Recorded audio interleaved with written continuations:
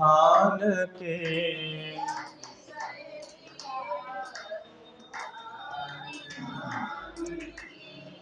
जनक सुता जग जननी जानकी,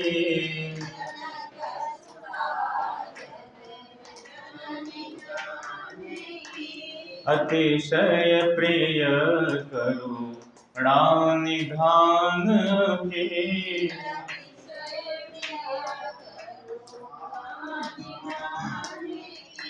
ताके युग पद कमल मनाऊं, ताके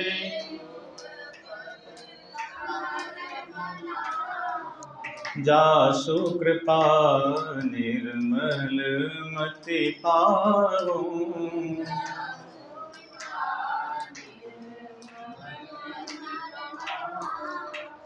जासु कृपा निर्मल मति पाऊं।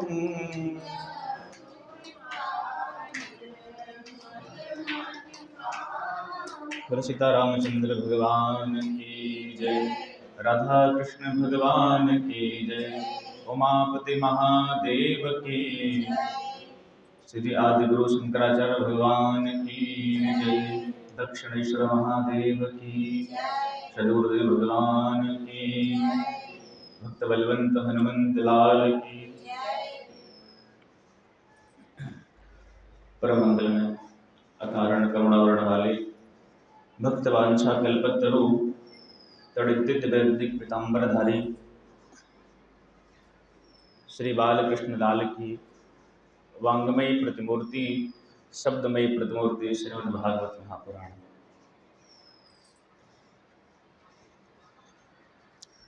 भगवान श्री वृंदावन बिहारी की, श्री सीताराम जी की विशेष कृपा और करुणा जब होती है तब भगवान की कथा में प्रवेश करने का अवसर मिलता है।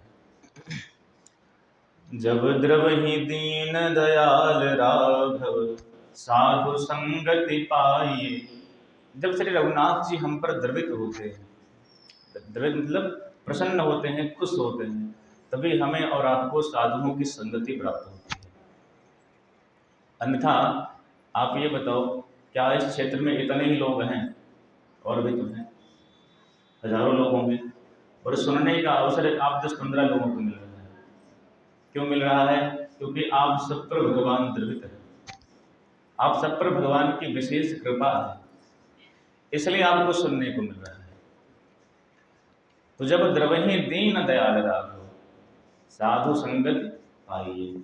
जब रघुनाथ जी द्रवित होते हैं, देखो दो कृपा भगवान के प्रत्यक्ष है भैया। एक तो पहली कृपा तो ये है कि हम मनुष्य बन गए। बड़े भाग मानुष तन पावा, स्तुर दुर्लभ सद ग्रंथ है गावा। हम सब मानव बने हैं ना, पहली कृपा तो प्रत्यक्ष दिखाई पड़ रही है। लेकिन मनुष्य बनने के बाद में भी जब संसार की ही नौनते लकड़ी में लगे रहते हैं, भगवान की तरफ हम देख नहीं पाते हैं, तब ठाकुर जी कृपा करके हम पर करुणा करके हमें और आपको कथा प्रदान कर देते हैं। कथा का अगर आप उल्टा कीजिए तो क्या बनता है? थाक। अर्थात संसार के विषय भोग से भोग करके जो जीव थक गए हैं, उस थकान को मिटाने का काम जो करती है भगवान की कथा करती है। इसलिए यह कथा है, अनंत जन्मों की थकान मिटाने का काम भगवान की कथा करती है। तो ऐसी सुंदर कथा जो हमारे जन्म जन्मांतर की थकान को मिटाने के लिए साक्षात ब्रह्म स्वरूपा है, साक्षात कृष्ण स्वरूप है, हमें सुनने को मिल रही है। हम श्रोता और वक्ता दोनों बड़भागी हैं। हमने सुना सुबह के सत्र में कि स्वामिनाथ ऋषियों ने कहा, महाराज कृष्ण प्राप्ति कर्म सस्तुत साधनम तदवदाधुना। भगवान की प्राप्ति का जो शाश्वत साधन है वो आप हमें बताइए। भगवान कैसे मिलेंगे? ऐसी प्राप्ति हो जाए कि एक क्षण के लिए भी भगवान हमसे दूर न जाए। तो ये क्या प्राप्ति, ये किस तरह से प्राप्ति होगी? और आप ऐसी कृपा कीजिए कि उन परमात्मा की शाश्वत प्राप्ति हो जाए। तब श्री सूत जी कहते हैं, भाई आप हमसे इतने बड़े हैं, भला छोटा किसी को उपदेश दे सकता है? बड़ा उपदेश देता है, छोटा नहीं देता। सौनक जी ने कहा, महाराज ये आप कह रहे हैं केवल, क्योंकि हम जानते हैं आपके गुरुदेव भगवान ने जो शिष्य अपने गुरु की सेवा करता है, जिस पर गुरु प्रसन्न रहता है, गुरुदेव भगवान चाहे छोटा रहस्य हो चाहे बड़ा रहस्य हो जीवन का, वो सारा रहस्य उस शिष्य को प्रदान कर देते हैं। इसलिए आपके ऊपर भले ही आप उम्र में छोटे हो, हम 10-10 हजार वर्ष के महात्मा हैं, लेकिन आपके ऊपर गुरुदेव भगवान की विशेष कृपा है।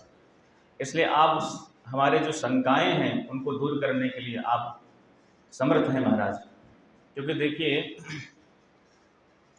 एक चिंतामणि होती है, किसी को चिंतामणि मिल जाए या कल्प वृक्ष मिल जाए तो संसार की लौकिक वस्तु तो चिंतामणि और कल्प वृक्ष दे सकते हैं, पर कोई यह कह दे कि हमें रामकृष्ण का दर्शन करवा दे, हमें भगवान शंकर की प्राप्ति करवा दे, तो ये ना तो कल्प वृक्ष में सामर्थ्य है और ना तो चिंतामणि में सामर्थ्य है। ये सामर्थ्य तो केवल गुरुदेव भगवान की कृपा में है। जो पद संसार के बड़े बड़े अधिकारी, बड़े बड़ा साधन हमें नहीं प्रदान कर सकता है, वो पद, वो स्थान गुरुदेव भगवान की एक कृपा में छत्रछाया प्रदान कर सकते हैं। इसलिए आप कृपा, आपके ऊपर गुरुदेव की कृपा है महाराज।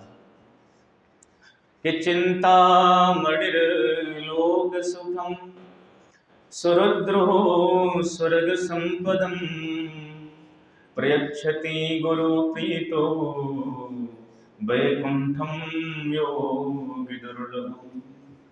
जो योगियों को दुर्लभ वैकुंठ है वो गुरुदेव की कृपा से प्राप्त होता है।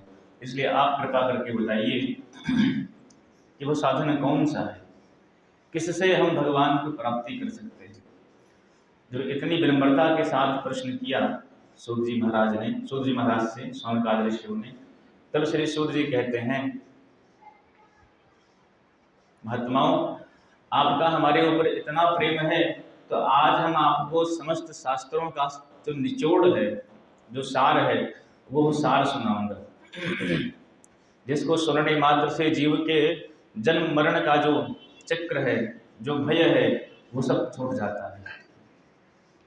देखो भैया, इस संसार के मनुष्य का जो जीवन है ना, कैसा है? बोले काल व्याल मुख ग्रास त्रास निर्णास हेतवे श्रीमद्भागवतम शास्त्रम कलो कीरेण भासितम।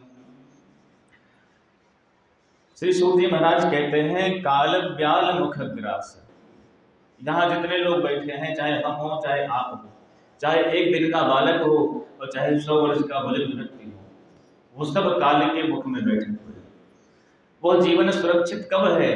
तब तक सुरक्षित है जब तक उस काल ने अपना मुख बंद नहीं किया, और जहां बंद किया हो तहां राम नाम सत्य महाराज।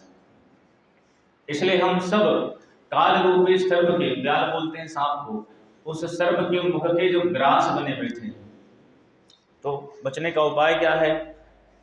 बोले उस जो त्रास दे रहा है काल, उस त्रास से बचने का काम श्री सुखदेव जी महाराज ने प्रकट कर दिया है। श्रीमद्भागवतम शास्त्रम कलो कीरेण भासितम। इस भागवत शास्त्र का आप आश्रय लीजिए, भागवत को सुनिए, तो आपके जो मृत्यु का जो भय है वो भय दूर हो जाएगा। देखो, इसका नाम संसार है, और संसार का अर्थ क्या होता है? संसरती संसार, जो प्रतिपल प्रतिक्षण सरक रहा है उसे क्या बोलते हैं? संसार कहते हैं। अब कहेंगे महाराज सरक तो रहा नहीं है, आपको कहाँ से दिख रहा सरक रहा है? एक मुट्ठी बाली लो हाथ में और 10 मिनट के बाद अपनी मुट्ठी खोलोगे तो सारे बालू गायब। क्यों? क्योंकि वो कण कण करके, छोटा छोटा कण करके वो सारी बालू आपके हाथों से खिसक जाएगी, क्योंकि वो सरकने वाली है, बालू को कोई पकड़ नहीं पाया आज तक। तो आप कैसे फिर संसार ये पकड़ने वाली चीज नहीं है, सरक रहा है? बोले भाई हमारा जन्म भया तो हम बच्चे थे, थोड़े बड़ा बचपना के साथ साथ युवावस्था आई, फिर बुढ़ापा आया, अब कोई पूछे कि जो तुम्हारा बचपन वाला समय था वो शरीर कहाँ है, तब कहोगे महाराज वो तो खत्म हो गया, क्योंकि वो शरीर इस शरीर में परिवर्तित हो गया है। अब जो यहाँ बुजुर्ग लोग बैठे हुए हैं उनसे ये पूछा जाए कि भैया ये बताओ जो ये शरीर था आपका वो कहाँ गया, जवानी वाला जो शरीर था वो कहाँ गया, तो आप कहेंगे महाराज समय के साथ साथ वो भी चला गया। तो परिवर्तनीय संसारे मृतक कोमा न जाए, इस परिवर्तनशील संसार में सब मृत्यु की तरफ बढ़ रहे हैं, अपने अपने अंतिम लक्ष्य की तरफ बढ़ रहे हैं।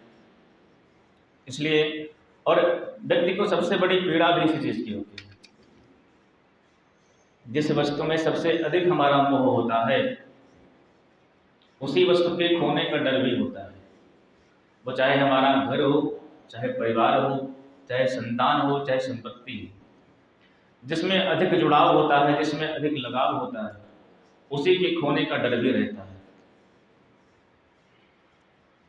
पर इसका नाम ही संसार है।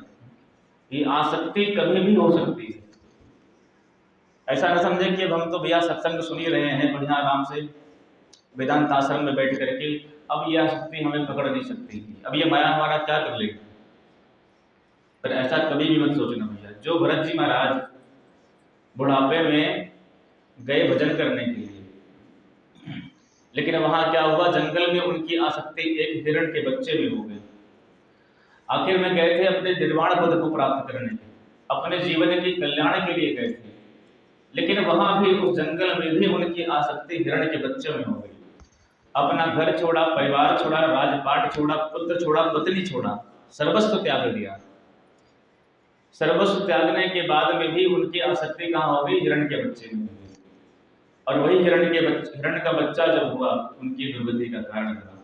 अंत में उन्होंने एक तीसरा जन्म जब हुआ अंगिरस गोत्री ब्राह्मण के यहाँ पर, तब जड़ भरत के नाम से प्रसिद्ध हुए और उन्होंने अपनी जीवन का कल्याण किया। तात्पर्य कहने का कि चाहे बुढ़ा हो चाहे जवान हो, हर स्थिति में अपने आप को सजग रखना चाहिए। ऐसा ना सोचे कि भैया अब तो बुजुर्ग हो गए, अब माया क्या करेगी हमारा। जो युवा लोग हैं उन्हीं के माया पकड़ते ही। लेकिन संत जन तो कहते हैं कि कंचन तजना सहज है, सहज क्रिया करने परमान बड़ाई ईरसा दुर्लभ तजना। ये सब माया के रूप है, मान, बड़ाई और ईर्षा। ये इसको छोड़ पाना महाराज बड़े बड़े महात्माओं की बस की बात नहीं है। इसलिए बहुत सजग होकर के अपने जीवन में चला जाए, तभी इस संसार से हम पार हो सकते हैं। क्योंकि यहाँ कोई अमर होके नहीं आया है, आया है सो जाएगा राजा रंग फकीर। और कोई सिंहासन चढ़ चला तो कोई बना जंजीर। जाने वाले सब हैं, रहने वाले कोई नहीं है। संसार क्या है, मुसाफिर खाना है। मुसाफिर खाना समझते हैं? हमारे यहाँ अमेठी जिला में एक स्थान है जिसको शायद जिला हो गया, तो तहसील है, मुसाफिर खाना। तो संसार भी कैसा है, मुसाफिर खाना है, आने जाने वालों का। एक लोग आते हैं, दूसरे लोग जाते हैं। उसी तरह से भैया हम सब इस संसार रूपी मुसाफिर खाना में रह रहे हैं, जहाँ कुछ भी अपना नहीं है, अस्थाई नहीं है, सब परिवर्तनशील है। बस आप कहोगे महाराज जब अस्थाई नहीं तो व्यवहार क्यों करें? बोले जो संबंध भगवान ने आपको दिया है उस संबंध को अपना धर्म, अपना कर्तव्य समझ करके निभाओ और परमात्मा की याद करते हुए उस अंतिम लक्ष्य की तरफ बढ़ते रहो। यही जीवन का मूल लक्ष्य है। श्री सुध जी महाराज कहते हैं जिस समय परीक्षित जी को 7 दिन में मरने का श्राप लगा तो हुआ क्या? बोले गंगा जी के तट पर आके बैठ गए, क्योंकि सबसे भयानक खतरा किस चीज का होता है? सबसे भयानक चीज जो वस्तु होती है मनुष्य के लिए वो मौत ही होती है। और इस सबसे अधिक आसक्ति व्यक्ति की अपने शरीर में होती है। और जब 7वें दिन मरने का श्राप लगा परीक्षित को, सारा राजपाट छोड़ करके गंगा के तट के किनारे आ गए। श्री सुखदेव जी महाराज उनको कथा सुना ही रहे थे कि उसी समय देवता लोग सुधा कुंभम गृहीत्वैव देवास्तत्र समागमन्। देवता लोग अमृत का कलश लेकर के आए। सुखदेव जी ने कहा भाई क्या है ये? बोले महाराज ये अमृत का कलश है। तो किस लिए लाए हो? न हमने बुलाया न परीक्षित ने पुकारा। लाए किस लिए हो? बोले हमने सुना है कि परीक्षित को 7वें दिन में मरने का श्राप लगा है। हम चाहते हैं कि ये जो कथा है, ये जो अमृत है स्वर्ग का, ये अमृत तो परीक्षित पी लें, और बोले जो कथा अमृत आप पिला रहे हैं इनको, ये आप हमें पिला दीजिए, विनिमय कर लीजिए, अदला बदली। सुखदेव जी महाराज ने कहा तुम लोगों ने कथा नहीं सुनी वो तो थी, और परीक्षित को तुम अमृत लेकर के पिलाने आए वो भी थे, पर तुम इतने स्वार्थी हो कि तुमने तुलना स्वर्ग के अमृत की तुलना भगवान की कथा से कर डाली। क्व सुधा क्व कथा लोके क्व कांचः क्व मणिर्महान् ब्रह्मरातो विचारेवं तदा देवान् जहासः। क्व सुधा कहा कि ये अमृत, को कथा लोके, और कहा भगवान की ये अमृत के समान कथा। को सुधा को कथा लोके को कांचः को मणिर्महान्। अरे भाई, कहाँ तो कांच और कहाँ मणि, अदला बदली तो बराबर की वस्तु में होती है। अब कोई कह दे महाराज कांच लेके मणि दे दीजिए, कोई समझदारी की बात है? मणि कीमती होती है कि कांच? सब जानते हैं, अनपढ़ व्यक्ति जानता है मणि कीमती होती है। तो भगवान की कथा तो मणि के समान है, और संसार के जो विषय हैं या संसार, ये स्वर्ग का जो अमृत है, ये कांच के समान है। इसलिए सुखदेव जी महाराज ने अभक्त समझ करके देवताओं को फटकार के भगा दिया। देखो, ब्रह्मराज हैं श्री सुखदेव जी महाराज, और विष्णुराज हैं परीक्षित जी। श्रोता और वक्ता दोनों गर्भ से ही भगवान की कृपा के पात्र हैं। जिस समय श्री सुखदेव जी महाराज के अवतार का प्रसंग आता है, तो कहते हैं भगवान श्री हरि ने उनके माथे पर हाथ रखा कि बेटा तुम निश्चिंत होकर संसार में जाओ, माया मेरी है, ये तुम्हारा स्पर्श भी नहीं करेगी। तब श्री सुखदेव जी महाराज इस पृथ्वी लोक पर आए, और परीक्षित सब जानते कथा, गर्भ में ही भगवान ने उनकी रक्षा करी। तो श्रोता और वक्ता दोनों भगवान की कृपा के पात्र हैं, और उन जो भगवत कृपा के पात्र श्रोता और वक्ता हैं, उनको देवता लोग अमृत का प्रलोभन देते हैं, चले आए ये आप ये अमृत ले लीजिए और हमें कथा अमृत दे दीजिए। स्वर्ग का अमृत कोई साधारण वस्तु नहीं है, जिसके लिए देवासुर संग्राम भया है, इतने विकट विकट लड़ाइयां लड़ी गई हैं, तब कहीं जा करके यह अमृत मिला है, समुद्र मंथन भया है, तब यह अमृत मिला है। और सुखदेव जी महाराज ने उस स्वर्ग के अमृत को कांच की उपमा दे दी। क्यों? बोले ये स्वर्ग का अमृत पीने को मिलता किसको है? बोले जो पुण्यात्मा यहाँ पर पुण्य करके मरने के बाद में स्वर्ग में जाते हैं, उन्हीं को ये अमृत मिलता है। और होता क्या है, और ये कथा अमृत किसको मिलता है? बोले चाहे पुण्यात्मा हो चाहे पापात्मा हो, पंडाल खुला है भैया, प्रेम से आओ, बैठो और सुनो। और दूसरा, बोले ये जो स्वर्ग का अमृत है, ये आपको तभी तक मिल सकता है पीने के लिए जब तक आपके पुण्य है। पुण्य खत्म छीने पुण्यम व्रत लोकम बसंती। अरे भाई क्यों फेंकते हो ऊपर से, जाओ फिर कमा के आना स्वर्ग से, हमको पुण्य तब आना है। तो जो स्वर्ग का अमृत है, इसको पीने मात्र से हमारे मन में शोक और भय लगा रहता है। और ये संत जन तो ऐसा कहते हैं कि जो लोग स्वर्ग में रहते हैं उनके गले में एक माला डाल दी जाती है। जैसे जैसे उनका पुण्य खत्म होता है वैसे वैसे माला सूखती जाती है, और जिस दिन पूरा पुण्य खत्म तो सारी माला सूख जाती है और उनको धक्का मार के फिर भेज देते हैं पृथ्वी लोक पर। लेकिन भगवान की कथा का क्या रहस्य है?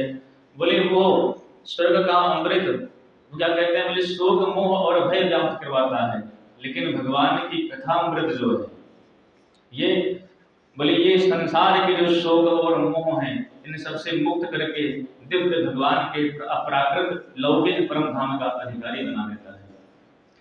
तो स्वर्ग का अमृत फिर संसार में भेज देता है, लेकिन भगवान की जो कथा अमृत है इसमें भेदभाव नहीं है। साधारण व्यक्ति कोई चाहे पीना, मान लो हम चाहे हमें स्वर्ग का अमृत पीना है, देवता लोग दे सकते नहीं, बोले महाराज पहले पुण्य करो तो मिलेगा। लेकिन भगवान की कथा चाहे पुण्यात्मा हो चाहे पापात्मा हो चाहे जैसी आत्मा हो, ऊंच नीच कैसी भी योनि में व्यक्ति हो, उन सबको भगवान की कथा मिलने में सुलभ है, सरल है। ऐसी सुंदर भगवान की यह कथा है जो हर प्रकार से देखा जाए तो स्वर्ग के अमृत से कहीं अधिक बढ़कर है।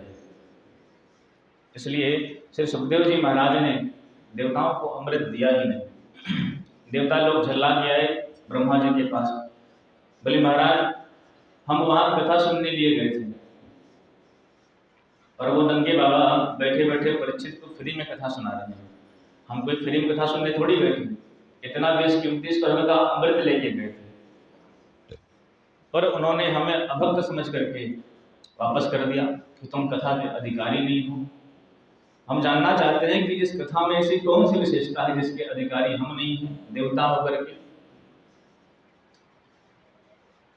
देखो भगवान की कथा के अधिकारी तो वही हैं जो कितने भी बड़े पद पर हों पर अपने पद से निम्न बन चुके हैं। देवता लोगों को कथा क्यों नहीं दी सुखदेव जी महाराज? अगर कहीं बैठ के सुन लेते परीक्षित के मध्य में बैठ के तो क्या भगा थोड़ी देते, सुनाते उनको भी। लेकिन ये कथा सुनने थोड़ी गए थे, ये तो सौदा करने गए थे। और कथा भैया सौदा से नहीं मिलती है, कथा तो भाव से मिलती है। भगवान की कथा बेकाव नहीं है, भगवान की कथा तो प्रेम से आप सुनिए तब आपको प्राप्त हो सकती है।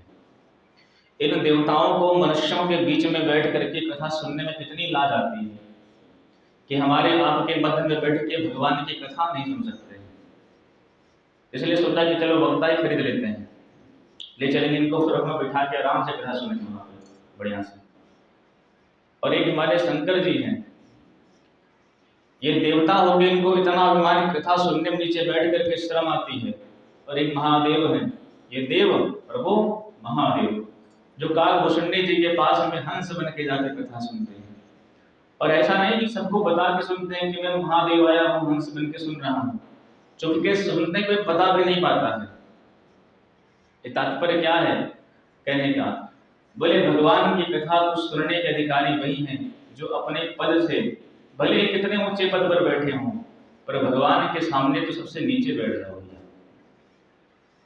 उनके सामने हमारा कोई पद अच्छा है ना तो हम अच्छे हैं। आखिर पद भी दिया तो उन्हें नहीं है, भगवान ने ही पद दिया है। उनके सामने अपने पद का अभिमान लेके हम बैठे तो हमारी कौन सी उपमा है? इसलिए शंकर भगवान महादेव होकर के हंस बन के सुन लेते हैं। और किससे सुनते हैं? जो सबसे नीच पक्षी माना जाता है, कौवा। जिस कौवे की भाषा सुनना कोई आपके घर के छत पर कौवा बोलने लगे तो क्या लोग कहते हैं जल्दी भगाओ भाई, कर्कश बोल रहा है। लेकिन उन्हीं कालभूषण जी महाराज के मुख से राम कथा सुनने पहुंच गए भगवान शंकर। क्यों? बोले उनकी दृष्टि में कौन सा पक्षी ऊंचा है कौन सा नीचा है वो नहीं है, उनकी दृष्टि में मूल यह है कि भगवान की कथा मिल रही है। जो भगवान के चरित्र के प्रेमी होते हैं वो कहीं से भी भगवान की कथा निकाल के देते हैं, सुन ही लेते हैं, ऊंच नीच नहीं देखते। और हम जैसे जो बुद्धि प्रमाणवादी होते हैं वो कथा सुनने बैठेंगे भी तो 20 तरह की बातें सोचते रहते हैं। अरे नया नया लड़का भी बोल रहा है, कुछ गलत कर रहा है, ऐसा कर रहा है वैसा कर रहा है। और जो भगवान की कथा के नए रसिक होते हैं उन्हें कोई मतलब नहीं व्यास जी कैसे बोल रहे हैं कैसे नहीं बोल रहे, बस अपना केवल ठाकुर जी की कथा सुनते हैं। कथा सुनने बैठिए तो रिक्त होके बैठिए, खाली होके बैठिए।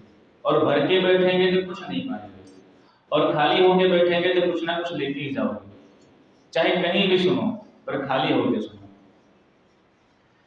इसलिए श्री सुखदेव जी महाराज ने देवताओं को अमृत नहीं दिया, अभक्त बना करके उनको भेज दिया।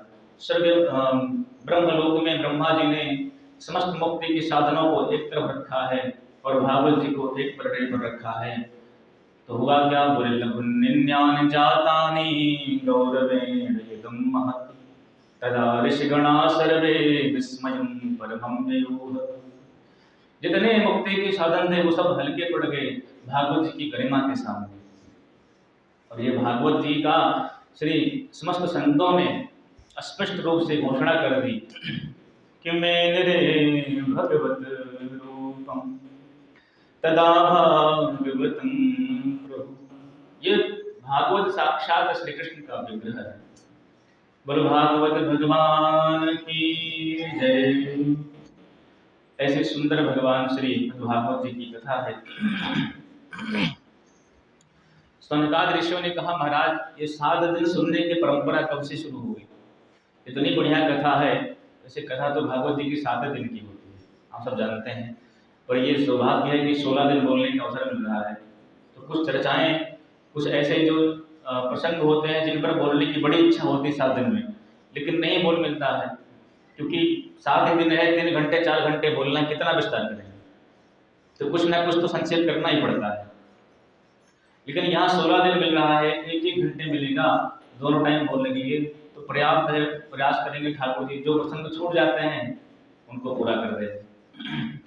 देखिए व्यास किसी व्यक्ति में सामर्थ्य नहीं कि भगवान की कथा पूरी कर दे, क्योंकि हरि अनंत, हरि कथा अनंत, भगवान की कथा अनंत है, भगवान अनंत है। यह भागवत तो पूरी में 16 दिन में तो क्या 16 जन्म में नहीं कर सकता पूरी। लेकिन जैसे कहते हैं ना, आकाश तो विशाल है, पर जो पक्षी जिसकी जैसी सामर्थ्य होती है उस आकाश की ऊंचाई को, उसकी गहराई को नाप लेते हैं। उसी तरह ये भागवत रूपी जो आकाश है ये तो विशाल है, पर हम अपनी छोटी सी तुच्छ बुद्धि से ठाकुर जी की प्रेरणा से जो कुछ कहने वाले जाए ठाकुर जी उतने पर्याप्त है। तो कहते हैं महाराज 7 दिन सुनने की परंपरा कहां से शुरू हुई? तब कहते हैं कि यह परंपरा सनकादि ऋषियों ने नारद जी को सुनाई। सबसे पहले सौनक जी ने कहा महाराज सब जानते हैं कि नारद जी घुमक्कड़ बाबा है, एक जगह कहीं रुकते नहीं है, तो 7 दिन विधि पूर्वक भागवत कथा सुनने की प्रेरणा इनके हृदय में कहां से आई? तब कहते हैं कि एक बार की बात है कि एकदा हि विशालायां चत्वार ऋषयो मलाः सत्संगार्थं समायाता ददृशोस्तत्र नारदम्, ददृशोस्तत्र नारदम्। एकदा हि विशालायां, विशालापुरी में एक बार श्री सनक सनंदन सनातन और कुमार, जो चारों भैया हैं जिनको सनत कुमार करके बोलते हैं, ये चारों भाई घूम रहे थे। क्यों घूम रहे थे? महात्मा लोग हैं तो एकांत में बैठ के भजन पूजन करें, घूमते गाय के लिए? बोले सत्संगार्थम, सत्संग की इच्छा लेकर। हमारा घूमना होता है गर्ज के काम के लिए, संसार के कार्य के लिए, पर महात्माओं का घूमना भगवान की कथा के लिए, भगवान के भगवत कल्याण के लिए, कि कैसे भी संसार का भगवान का नाम कहीं सुनने को मिल जाए, भगवान की कथा कहीं सुनने को मिल जाए। इस भाव को लेकर के वो सनकादि ऋषि घूम रहे थे। और उन्होंने क्या देखा? जिन सनकादि ऋषियों का जीवन ही भगवान की कथा है, कथा मात्रैक जीवन। और हम तो कहते हैं भगवान ऐसी कृपा कर दे, वैसे करना क्या करें, भगवान कर ही रहे कृपा इस क्षेत्र के ऊपर, क्योंकि यहाँ का ऐसा लगता है कि जो कुछ भी वातावरण है वो कथा पर ही आधारित है। पर हम तो कहेंगे भैया हम कहीं भी रहें, जंगल में रहें, घर में रहें, बगीचे में रहें, संसार की किसी एक कोने में रहें, पर कहीं भी रहें पर भगवान से, भगवान की कथा से जुड़ के रहें। ऐसे कृपा ठाकुर जी करते, क्योंकि ये कथा साक्षात कृष्ण स्वरूप है भैया। ये भाग साक्षात केवल शब्द में है ना, हमारे यहाँ कहा है शब्दम ब्रह्म, शब्द साक्षात ब्रह्म स्वरूप है। इसलिए ब्रह्म स्वरूप जो शब्द है, इसको हम अपने कानों से जो सुन रहे हैं, ये कोई शब्द नहीं जा रहा है, साक्षात परमपिता परमात्मा साक्षात ब्रह्म स्वरूप श्री कृष्ण हमारे हृदय में जा रहे हैं। संसार भी इन नेत्रों से बसता है, इन कानों से हमारे हृदय में बसता है, हमारे मन में बसता है, क्योंकि हमने जब से जन्म लिया है तब से इन नेत्रों से संसार को देखा है, कानों से संसार को सुना है। अब कोई कहे भैया भगवान को बसाओ, तो कैसे बसाओगे? बोले भाई जिस रास्ते से तुमने जो है संसार को बसाया, अपने हृदय में, मन में, चित्त में उसी रास्ते से फिर भगवान को बसाओ। उसके लिए क्या करना होगा? बोले प्रेम पूर्वक भगवान की कथा सुननी होगी। आइए 2 मिनट भगवान के नाम का कीर्तन कर लें, फिर आगे बढ़ते हैं। कि पार करेंगे नैया भज कृष्ण कन्हैया, पार करेंगे नैया, पार करेंगे नैया भज कृष्ण कन्हैया, पार करेंगे कृष्ण कन्हैया दाऊ जी के भैया, पार करेंगे नैया भज कृष्ण कन्हैया, पार करेंगे। बाल कृष्ण गोपाल हमारो, ब्रजवासिन को प्राण प्यारो, बाल कृष्ण गोपाल हमारो, ब्रजवासिन को प्राण प्यारो, ब्रजवासिन को नंद महर की छैया भज कृष्ण कन्हैया, नंद महर की पार करेंगे नैया भज कृष्ण कन्हैया।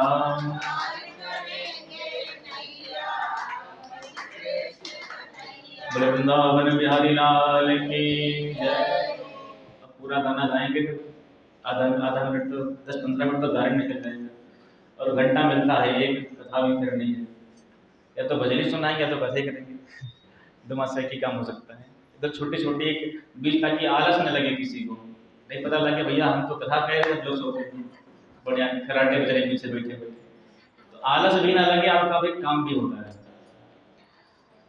अब इधर जो है शनकाद ऋषि, शौनकाद ऋषि कथा की आस में दर बदर भटक रहे थे कि कहीं कोई संत मिले तो कथा सुन लें, और कोई जब ना मिले तो हम चारों बैठ के कथा सुनाएं। या तो कोई सुनने वाला मिल जाए और या तो कोई सुनाने वाला मिल जाए।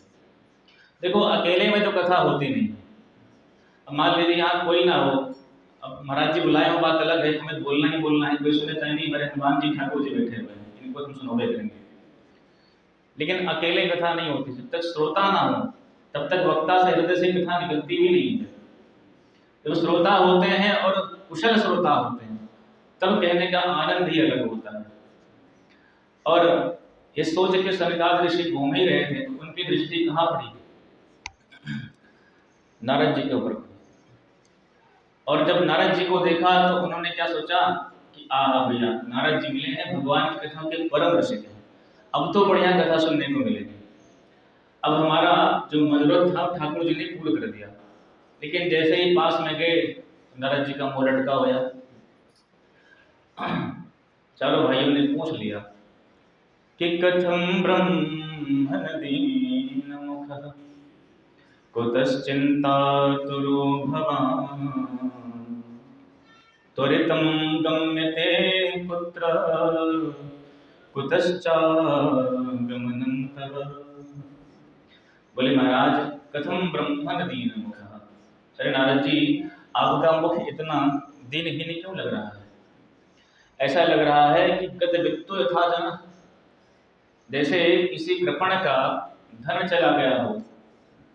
ऐसा लग रहा है कि 2000 की गड्डी की जो नोट हो पल भर में महाराज केवल कागज बन गए हों, पर आपके पास तो ना तो कोई धन है ना तो कोई दौलत है, अपने रहने के लिए आश्रम तक बनाया नहीं, फिर आपका मन इतना उदास क्यों है?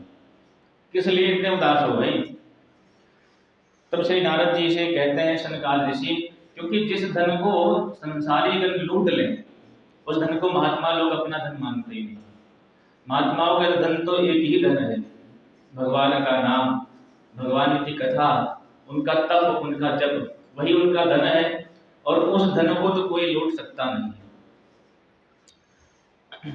मेरा भाई कहती है ना कि पायो जी मैंने राम रतन धन पायो, कि चोर न लेवे, और कैसे, हाँ, दिन दिन बढ़त समायो, पायो जी मैंने राम रतन धन पायो। तात्पर्य कहने का कि उसको कोई छीन सकता नहीं है, वो धन ऐसा धन है। इसलिए आपका तो भगवान का नाम ही आपका धन है, इसलिए इतने दीनहीन क्यों लग रहे हो भाई? वैष्णव को, जिसने भगवान के श्री चरणों में समर्पण कर दिया अपना, उसको कभी भी चिंता नहीं करनी चाहिए। यदि भगवान के हाथों में बागडोर सौंप दी अपनी, फिर भी यदि चिंता में ग्रसित है, तो मतलब अभी समर्पण नहीं हुआ है। जैसे एक कन्या जब किसी व्यक्ति को, किसी पुरुष को अपना हाथ सौंपती है, तो उसके जीवन से लेकर मरण तक उसकी हर कामना, हर इच्छा की जिम्मेदारी उस पुरुष की जाती है। एक बार मांग भरी, जिंदगी भर मांग भरते रहो, पर मांग कोई पूरी होने वाली नहीं है। इसलिए कहते हैं कि जब एक साधारण कन्या एक साधारण संसार के पुरुष का वर्ण करती है, तो वो पुरुष उसके पहनने से लेकर खाने तक हर प्रकार की जिम्मेदारी वो उठाता है। अरे भाई, तो भगवान जगतपति हैं, एक बार इनके चरणों में जब हमने समर्पण कर दिया, तो अपनी चिंता क्यों करना? कि हमें चिंता नहीं अपनी, उन्हें चिंता हमारी है। हमें चिंता नहीं अपनी, उन्हें चिंता हमारी है। हमारे प्राणों का रक्षक सुदर्शन चक्रधारी है। जो हमने समर्पण कर दिया, चिंता किस चीज की? नारद जी, आप कहाँ से आ रहे हो महाराज, कहाँ भागे भागे जा रहे हो? इस प्रकार से आपका मुख मलिन है, ये उचित नहीं है, अपने दुख का कारण बताओ। तब नारद जी ने कहा, भाई आप लोग हमसे पूछ रहे हैं तो आपको हम बताते हैं हमारे दुख का कारण क्या है। क्या कारण है? बोले, आप ही की तरह हम भी भगवान की कथा के बड़े प्रेमी हैं, और ये कथा और कहीं तो मिलती नहीं पृथ्वी लोग छोड़ करके। स्वर्गे सत्ये च कैलासे वैकुंठे नास्ति यमृषा, अतः भगवन्तु सद्भाग्या मामा मंचन करें। यह भागवत की कथा कहीं नहीं मिलती, एक पृथ्वी लोक को छोड़ करके। तो मैं भगवान की कथा सुनने के भाव से पृथ्वी लोक पर आया, पर महाराज घूम घूम करके मेरी बुद्धि चकरा गई, कहीं भी भगवान की कथा नहीं मिली। सनकादिक ऋषियों ने कहा कि संसार में हर जगह सत्संग नहीं मिलता है, तो कहाँ मिलता है? बोले तीर्थों में जाओ। बोले महाराज, तुम्हें कोई कलकत्ता, मुंबई, दिल्ली नहीं घूमा था, मैं तीर्थों में ही घूमा था। बोले कौन कौन से तीर्थ में गए भाई? बोले पुष्करम च प्रयागं च काशीं गोदावरीं तथा हरिक्षेत्रम कुरुक्षेत्रम श्रीरंगम सेतुबंधनम एवमादि तीर्थेषु ब्रह्मांड वितस्पतः। महाराज मैं हर जगह गया, पुष्कर, प्रयाग, काशी, गोदावरी, हरिक्षेत्र, कुरुक्षेत्र, सब जगह गया, पर कहीं भी मुझे सत्संग नहीं मिला। तो बोले सत्संग ऐसे थोड़ी मिलेगा, संतों के पास जाओ, वहां सत्संग मिलेगा। बोले कलयुग में मैंने संतों को खूब देखा, खूब ढूंढा, पर जिन संतों के यहाँ सत्संग मिलता है, उन संतों के यहाँ पाखंड की प्रवृत्ति हो गई है, पाखंड बढ़ता जा रहा है। कैसे?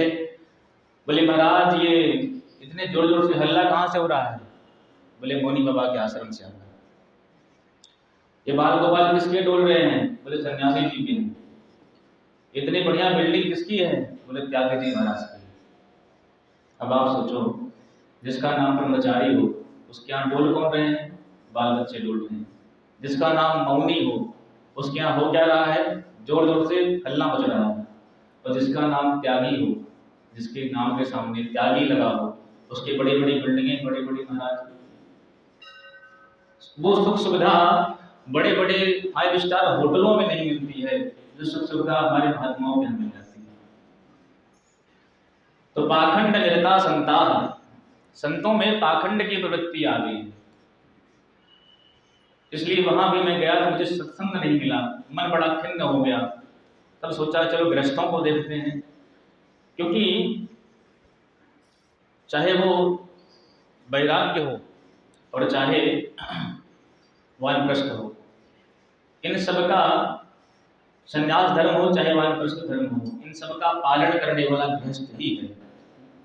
इसलिए गृहस्थ के यहाँ चलते हैं, किसी संत की किसी गृहस्थ के घर जाते देखते, क्या पता वहां सत्संग मिल जाए। पर बोले महाराज हम गृहस्थों के यहाँ देखे, पर गृहस्थों के यहाँ तो और बुरा हाल है। उनके यहाँ क्या हाल है? बोले तरुणी प्रभुतांगे श्याल को बुद्धिदायका कन्या विक्रयणो लोभा दंपति नाम च कल्पना। बोले महाराज हमने गृहस्थों के यहाँ क्या देखा वो आप सुनिए। क्या? बोले तरुणी प्रभुतांगे, सास और ससुर की सेवा तभी तक होती है जब तक सासू माँ ने अपनी बहू को अपने घर का सारा राजभार दे नहीं दिया। जहाँ घर की तिजोरी अपनी बहू के हाथ में दी कि ले बहू आज से तो घर की मालकिन, बस हमें क्या है राम राम करना है, 2 वक्त की रोटी मिल जाए उस पर्याप्त है। इतना देते ही तुरंत बहू अपने पति के कान फूकती, सुनो जी अपने माता पिता सखी सहेली सबको छोड़ के आई, तो आप भी छोड़ो, हम दो हमारे दो, माता पिता कहाँ गए उनसे मतलब ही नहीं।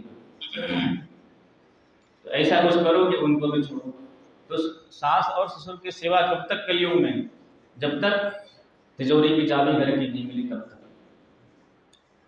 तरुणी प्रभुता भी। और घर में कोई परोजन पड़ा हुआ है, कोई प्रोग्राम है, किसी से सलाह लेनी है, बड़े भैया हैं पिताजी हैं, उनसे कोई वार्ताओं प्रचित कोपेन के, उनसे कोई बातचीत नहीं करनी है, ससुराल से बुलाओ साले साहब, वो जो कहेंगे वही माननी होगा। किसी ने कहा भाई मान लो साले साहब समझदार हैं, अरे भाई अर्जुन भी तो भगवान श्री कृष्ण सलाह लेते हैं, लेते हैं। भगवान कृष्ण अर्जुन के क्या हैं? साले ही तो हैं। अरे अपनी बहन द्रौपदी, उनका सुभद्रा का विवाह भगवान के साथ भगवान ने किया अर्जुन के साथ, और इतने बड़े सेवक, इतना बड़े सलाहकार भगवान को बनाया अर्जुन ने। तो मान लो साले साहब समझदार हैं, बुद्धिजीवी हैं, सलाह लेने में क्या हर्ज है? बोले सलाह तो खूब ली जा रही है, लेकिन इतना होने के बाद में भी दंपति नाम चक्र करो, दाम्पत्य जीवन में आए दिन कलह मचा हुआ है, शांति नहीं है। और संबंधों की जहां तक बात करें तो संबंधों में यहाँ तक लोभ पहुंच गया है कि कन्या विक्रयण लोभात, बेटा बेटी का क्रय और विक्रय करते हैं। अभी उतना विकट कलयुग नहीं महाराज, अभी फिर भी धर्म बचा हुआ है, लोग कथाएं सुन रहे हैं, अपने धर्म अपने कर्म का पालन कर रहे हैं। अभी संतों से महात्माओं से पृथ्वी खाली नहीं भई है। फिर भी इस कलयुग में आज भी बेटियों का क्रय और विक्रय होता है। रामचरितमानस आप पढ़िए, उत्तरकांड सुंदर बालकांड में जब भगवान श्री राम का विवाह होता है, दशरथ जी और जनक जी जब मिलते हैं तो वहां गोस्वामी जी ने बड़ी सुंदर पंक्ति लिखी है, सम समधि देखे हम आजू। सम समधि, ये सम समधि क्या है भाई? सम माने बराबर, तो सम समधि क्या है? बोले सम माने बराबर और धी माने बुद्धि, जिसके सोच विचार विवेक बराबर होते थे वो समधि बनते थे। पर आज की स्थिति क्या है? जहां सौदा पड़ जाए बस वही समझी। कुल कैसा है, खानदान कैसा है, डजंट मैटर, कोई दिक्कत नहीं, कुल खानदान कैसा भी हो, बस बढ़िया माल मिलना चाहिए भैया। इतना बेटा पढ़ाई है, हमने 25 लाख रुपया डाल के उसको बीटेक करवाया है, पढ़ाया लिखाया है, तो कम से कम 50 लाख तो लड़की वाला दे ही हमें। ये जो इच्छा होती है उसकी। तात्पर्य कहने का कि कलयुग में संबंधों में भी क्रय और विक्रय होने लगा है। ऐसी स्थिति देखी महाराज, मेरा मन बड़ा खिन्न हो गया। और हमने देखा कलयुग में न योगी नैव सिद्धो वा न ज्ञानी सत्क्रियो नरः कलिदावा नरेनाद्य साधनं भस्मतां गतः। इस कलयुग ने जितने मुक्ति के साधन थे उन सब पर एकदम से ग्रस लिया है। लोग पैसा लेकर के वेद बढ़ा रहे हैं, वक्ता लोग फीस बताते हैं महाराज, 3 लाख रुपया लेंगे तब तुम्हारे यहाँ कथा करने आए। गोस्वामी जी कहते हैं कि बेचे ही वेद धर्म तो ही लेना, वेद बेच करके धर्म को तोड़ लेते हैं। और उनसे पूछो इतने इतने रुपया क्यों लेते हो आप, तो क्या कहेंगे कि भाई हमारे इतना खर्चा होता है, वीडियो वाले होते हैं, लाइव चलती कथाएं, ये वो, आखिर में आपसे 25-30 लाख वो ले ही लेते हैं। तो तात्पर्य कहने का, इस कलयुग ने हर जगह अपनी पकड़ बना रखी है। आजकल सबसे अच्छा धंधा क्या है, बोले जब जो व्यक्ति किसी काम का ना हो, निकम्मा हो, बढ़िया कपड़ा पहना दो, तिलक लगा दो। अयोध्या में हम आजकल देख रहे हैं, हमारे यहाँ अयोध्या में जो जिसको कुछ नहीं आता महाराज, वो झोली ले लेगा, चंदन लगा लेगा, भैया कुछ दे दीजिए खाने के लिए। अरे भाई, आप अयोध्या का नाम तो बदनाम कर ही रहे हो, अपने धर्म का भी नाम बदनाम कर रहे हो। भगवान ने तुमको हट्टा कट्टा शरीर दिया है, इतना विवेक बुद्धि दी है, तो कुछ करो, खट के खाओ, मांग के क्यों खाते हो? फिर रही मन वो नर चुके, जो कहूँ मांग न जान, पर उनसे पहले वे मरे, जिन मुख सो निकसत नाही। इसलिए मांगना है तो भगवान से मांगो, मनुष्य से मत मांगो। सब जात कुजात भय ममता, सब तो मांगते हैं राम से, दाता एक राम, भिखारी सारी दुनिया, सब मांगते हैं, और हम इस दुनिया से मांगते हैं। जिससे सारा संसार मांगता है उससे मांगो ना, उस परमात्मा से मांगो, वो सर्वस्व देने वाले हैं।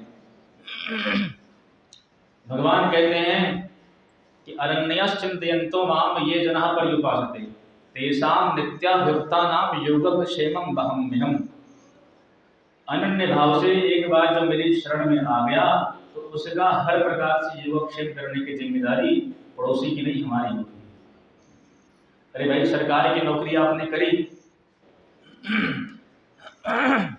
तो आपके घर से लेके परिवार तक, आपके भोजन से लेके पानी तक, हर व्यवस्था सरकार देती है। सरकारी सैलरी आपको मिलती है, रहने की व्यवस्था देती है। कोई दिक्कत भाई तो सरकार ही आपके तरफ से आपकी रक्षा के लिए स्टैंड में खड़ा करती है, भाई हमारा आदमी है, ऐसी बात नहीं है। जब एक साधारण जगत की सरकार आपकी इतनी रक्षा कर सकती है, तो वो तो 14वें भुवन के मालिक है सरकार। एक बार उनकी शरण में जब शरणागति हो गई, फिर भी हम रोते रहे, हाय हाय कैसे होगा, क्या होगा, फिर तो जीवन व्यर्थ ही है। इसलिए अपने जीवन का यदि शरणागति करनी है, आस लगानी है, तो एक राम जी से आस लगाओ, बाकी किसी से मत लगाओ। सीताराम सीताराम सीताराम कहिए, जाहे विधि राखे राम, ताहे विधि रहिए। सीताराम सीताराम।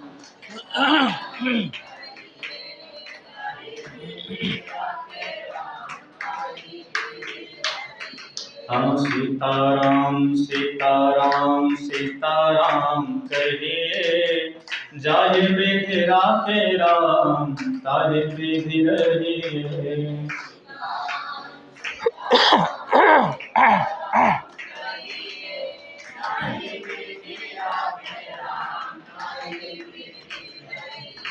मुख में हो राम नाम, राम सेवा हाथ में,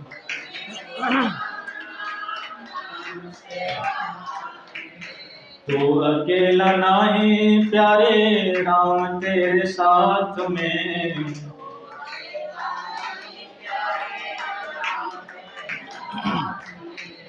धन्यवाद निर्विवाद, राम राम कहिए, जाहे विधि राखे राम, ताहे विधि रहिए। सीताराम सीताराम।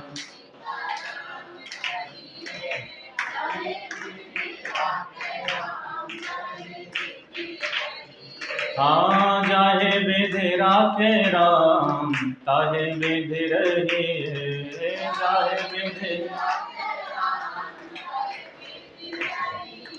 वृंदावन बिहारी लाल की जय, उमापति महादेव की जय। देखिए, कल जो है समय तो हो चुका है, 6 बज गए हैं। तो कल के दिन में पहले और द्वितीय सत्र में महात्म्य की कथा भागवत जी की हो जाएगी। परसों से हम मूल भागवत में प्रवेश करेंगे। तो जहाँ तक ठाकुर जी बुलवा ले जाएं, पूरी विधिवत विस्तार से एक एक प्रसंग पर जितनी मति गति ठाकुर जी की प्रेरणा से कृपा से होगी उतना हम बोलेंगे गुरुदेव भगवान के आशीर्वाद से। आप सभी लोग